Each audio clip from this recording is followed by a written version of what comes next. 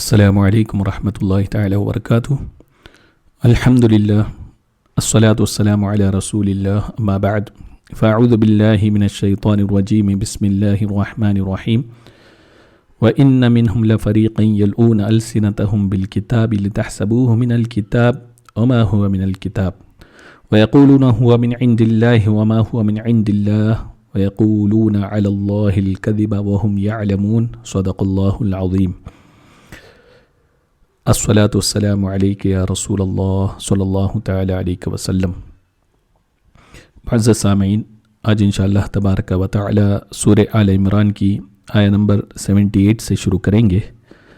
اللہ تعالی فرماتا ہے وَإِنَّ مِنْهُمْ لَفَرِيقًا يَلْؤُونَ أَلْسِنَتَهُمْ بِالْكِتَابِ، اور ان میں کچھ وہ ہیں جو زبان پھیر کر کتاب میں میل کرتے ہیں۔ لِتَحْسَبُوهُ مِنَ الْكِتَابِ وَمَا هُوَ مِنَ الْكِتَابِ، کہ تم سمجھو یہ بھی کتاب میں ہیں اور وہ کتاب میں نہیں۔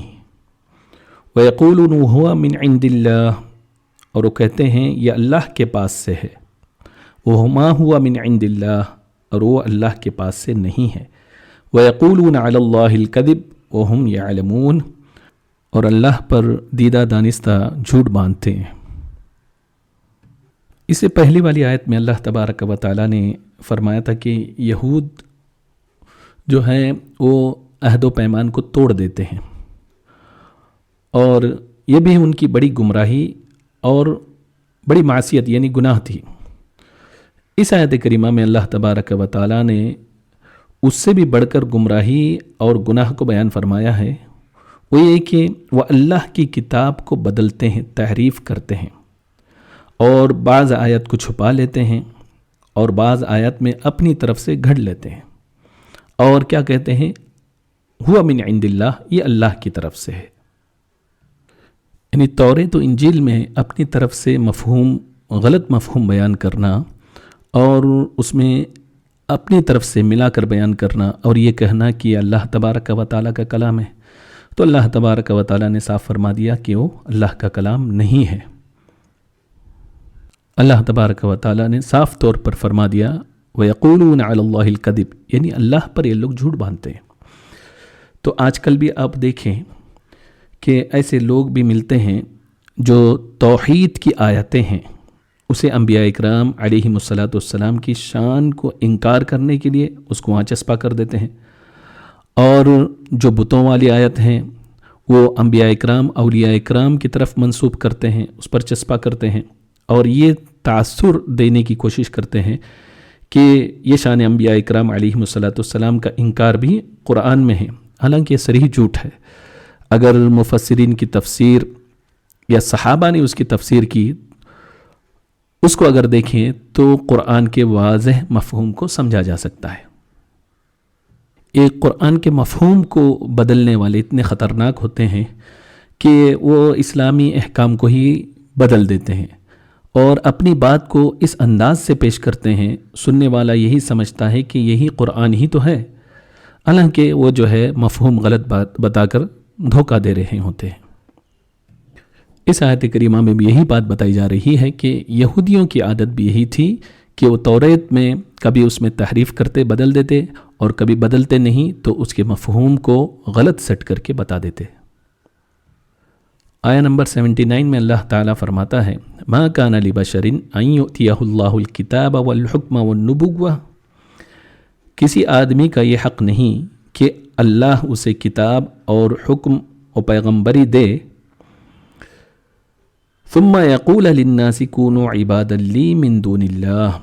پھر وہ لوگوں سے کہے کہ اللہ کو چھوڑ کر میرے بندے ہو جاؤ۔ وَلَكِنْ كُونُوا رَبَّانِيِّينَ بِمَا كُنْتُمْ تُعَلِّمُونَ الْكِتَابَ وَبِمَا كُنْتُمْ تَدْرُسُونَ، ہاں وہ یہ کہے گا کہ اللہ والے ہو جاؤ اس سبب سے کہ تم کتاب سکھاتے ہو اور اس سے کہ تم درس کرتے ہو۔ آیہ نمبر 80 بھی اسی سے متعلق ہے۔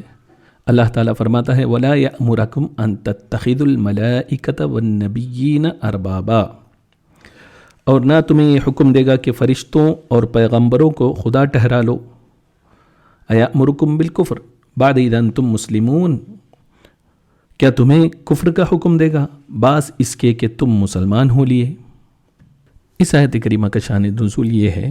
اس میں دو قول ہیں۔ ایک قول یہ ہے کہ نجران کے جو عیسائی تھے انہوں نے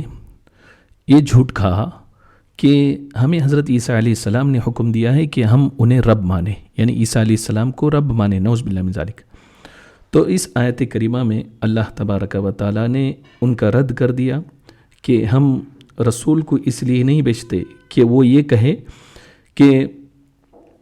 کنوا عباد اللہ من دون اللہ، کہ تم میرے بندے بن جاؤ اللہ کو چھوڑ کر، بلکہ وہ کیا کہتے ہیں، کونوا ربانیین، کہ تم جو ہے اللہ والے ہو جاؤ۔ تو یہ قرآن کی تعلیم ہے، یہ جو عیسائی بولتے ہیں یہ جھوٹ ہے۔ اور دوسرا قول یہ ہے کہ ابو رافع یہودی اور ایک عیسائی نے رسول اکرم صلی اللہ علیہ وسلم سے کہا کہ اے محمد صلی اللہ علیہ وسلم، کیا آپ چاہتے ہیں کہ ہم آپ کی عبادت کریں اور آپ کو رب مانیں؟ تو حضور اکرم صلی اللہ علیہ وسلم نے فرمایا، اللہ عز و جل کی پناہ کہ میں غیر اللہ کی عبادت کا حکم کروں، نہ مجھے اللہ نے اس کا حکم دیا ہے، نہ ہی مجھے اس کے لیے اللہ تعالیٰ نے بھیجا ہے۔ اور اس آیت کریمہ سے یہ بات بھی معلوم ہوئی کہ آدمی اللہ والا بن جائے، یعنی آدمی تعلیم حاصل کرے تو اس کا صلہ یہ ہے کہ وہ اللہ والا بن جائے، اور جو اللہ کی طرف نہ بڑھے تعلیم حاصل کرنے کے باوجود بھی، تو علم جو حاصل کیا وہ بیکار ہے۔ اس آیت کا خلاصہ یہ ہے کہ انبیاء اکرام علیہم السلام آتے ہی اس لیے ہے کہ وہ اللہ کے طرف رجوع کروائیں اور لوگ اللہ کو ایک مانیں۔ یہاں ان لوگوں نے حضرت عیسیٰ علیہ السلام کی طرف غلط بات منسوب کر دی کہ عیسیٰ علیہ السلام نے یہ کہا کہ مجھے رب مانو، نعوذ باللہ من ذالک۔ یہ انبیاء اکرام علیہم السلام کی طرف بہتان ہے،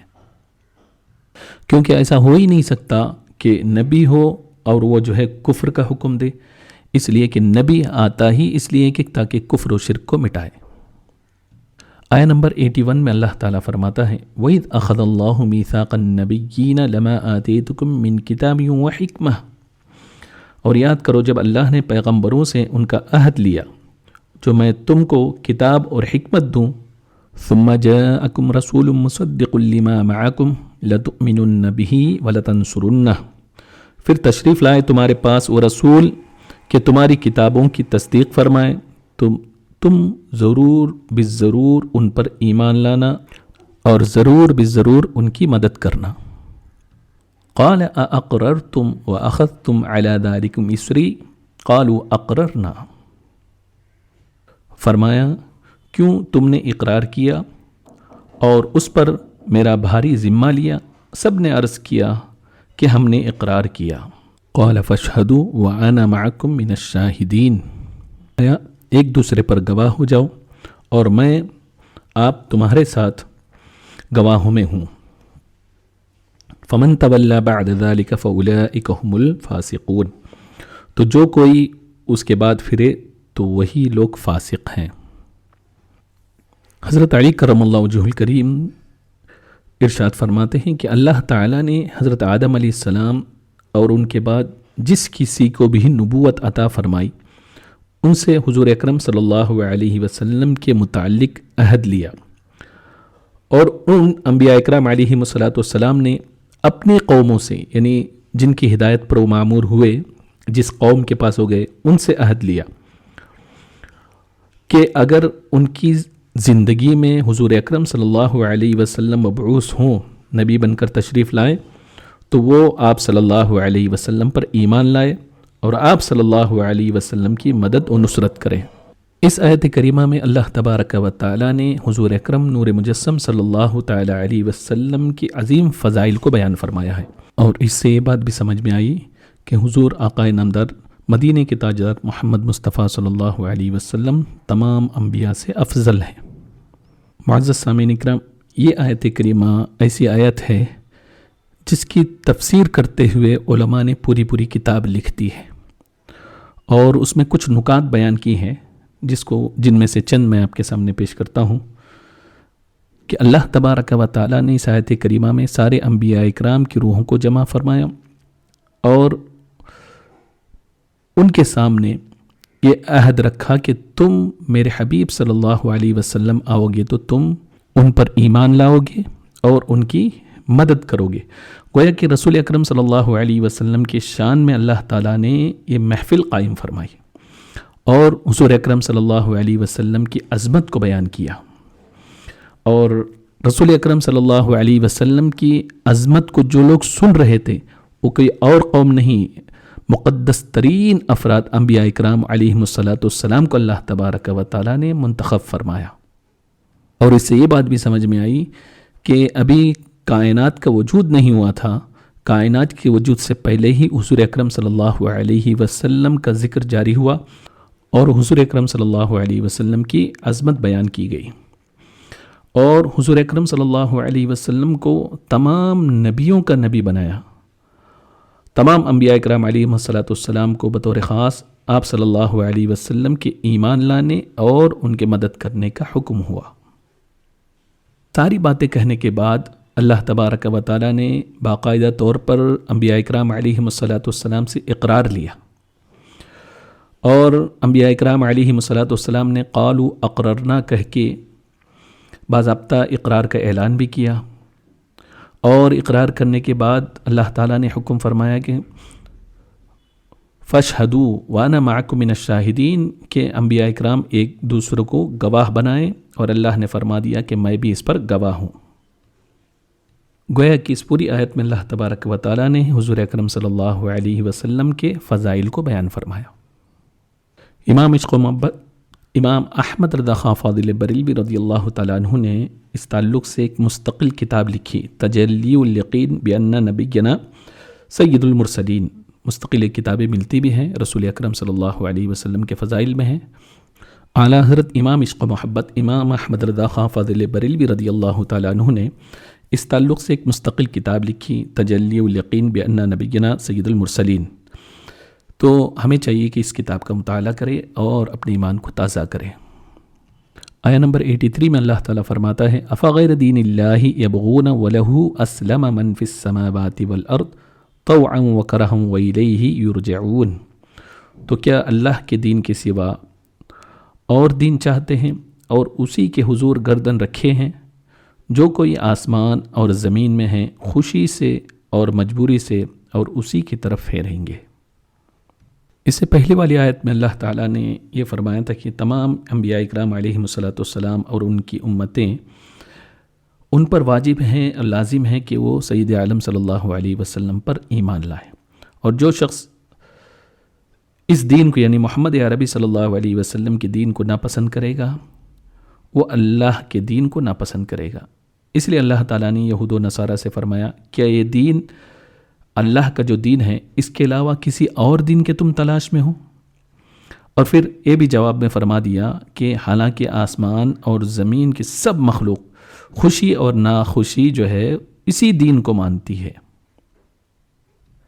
یعنی فرشتے بھی اسی دین کو مانتے ہیں، اور مسلمان جن اور انس اس طرح کے دلائل پر نظر کر کے اور انصاف اختیار کر کے فرما بردار ہیں، اور اطاعت اور فرما برداری مفید بھی ہے، جبکہ کافر کسی خوف یا موت کے وقت عذاب دیکھ لینے کے وقت صرف گردن جھکا دیتا ہے،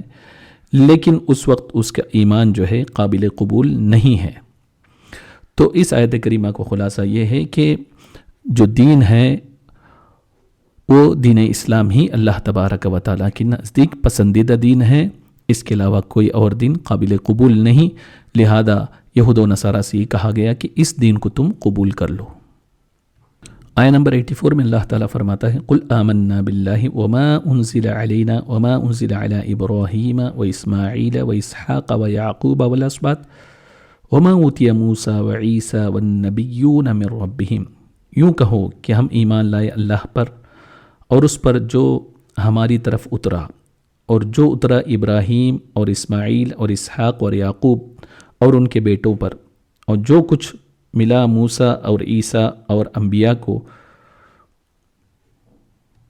ان کے رب کی طرف سے، لا نفرق بین احد منہم ونحن لہ مسلمون، ہم ان میں سے کسی پر ایمان میں فرق نہیں کرتے اور ہم اسی کے حضور گردن جھکائے ہوئے ہیں۔ اس سے پہلے والی آیت میں انبیاء اکرام سے عہد لیا گیا تھا۔ اب اس آیت کریمہ میں یہ بات بتائی جا رہی ہے کہ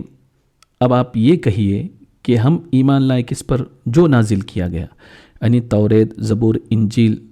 سب پر ہم ایمان لاتے ہیں۔ جو انبیاء اکرام پہلے تشریف لائے، ابراہیم علیہ السلام، اسماعیل علیہ السلام، یعقوب علیہ السلام، اسحاق علیہ السلام، ان سب پر بھی ہم ایمان لاتے ہیں۔ اتنا ہی نہیں بلکہ جو ان پر نازل کیا گیا ان پر بھی ہم ایمان لاتے ہیں۔ یہ بات اس لیے بتائی گئی کہ تاکہ واضح ہو جائے کہ حضور اکرم صلی اللہ علیہ وسلم ہی وہ رسول ہیں جن پر ضروری تھا کہ وہ ان پر ایمان لائیں۔ یہاں یہ بات یاد رہے کہ ہمیں یہ حکم ہے کہ سب پر ایمان لائیں، یعنی سارے انبیاء اکرام علیہم السلام پر ایمان لائیں۔ جو پچھلی کتابیں تھیں، آسمانی کتابیں، اس پر بھی ہم ایمان لائیں، لیکن ہمارا عمل صرف قرآن پر ہوگا اور ہماری اطاعت و اتباع صرف حضور اکرم صلی اللہ علیہ وسلم کی ہوگی۔ ایمان سب پر لانا ہے لیکن ہمیں فالو حضور اکرم صلی اللہ علیہ وسلم کو کرنا ہے۔ اللہ تعالیٰ سے دعا ہے کہ اللہ تبارک و تعالیٰ ہمیں رسول اکرم صلی اللہ علیہ وسلم کی سنت پر عمل کرنے کی توفیق عطا فرمائے۔ استغفر اللہ ربی من کل ذنب و اتوب الیہ۔ صلاۃ و سلام کے لیے کھڑے ہو جائے۔